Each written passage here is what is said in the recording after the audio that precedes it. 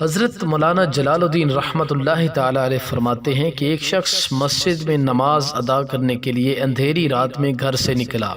اندھیرے کی وجہ سے ٹھوکر لگی اور وہ منہ کے بال کیچڑ میں گر گیا۔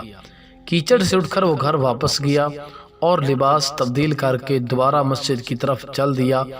ابھی چند قدم ہی چلا تھا کہ دوبارہ ٹھوکر لگی اور دوبارہ کیچڑ میں گر گیا۔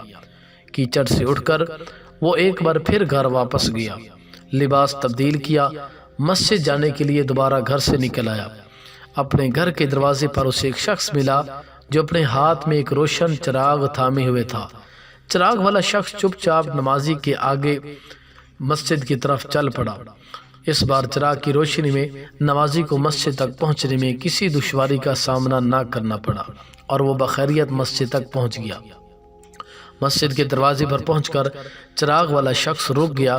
نمازی اسے وہیں چھوڑ کر مسجد میں داخل ہو گیا اور نماز ادا کرنے لگا۔ نماز سے فارغ ہو کر وہ مسجد سے باہر آیا۔ اس نے دیکھا چراغ والا شخص اس کا منتظر ہے تاکہ اسے دوبارہ چراغ کی روشنی میں گھر تک چھوڑائے۔ جب نمازی گھر پہنچ گیا تو نمازی نے اس اجنبی شخص سے پوچھا، آپ کون ہیں؟ اجنبی شخص نے بولا، سچ بتاؤں تو میں شیطان ہوں۔ یہ سن کر اس نمازی کی حیرت کی انتہا نہ رہی۔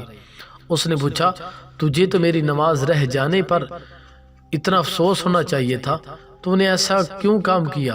اس نے فرمایا کہ اللہ نے تیری مغفرت نہ فرما دے، اس لیے میں چراغ لے کر آیا ہوں کہ تو بغیر گرے مسجد تک پہنچ جائے۔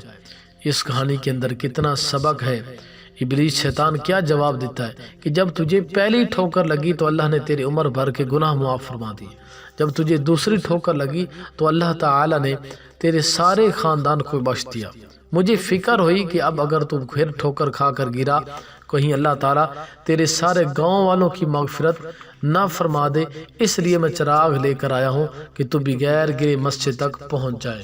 اس حکایت کے اندر کتنی حکمت ہے اور کتنی بہترین نصیحت ہے۔ اللہ عمل کی توفیق نصیب فرمائے۔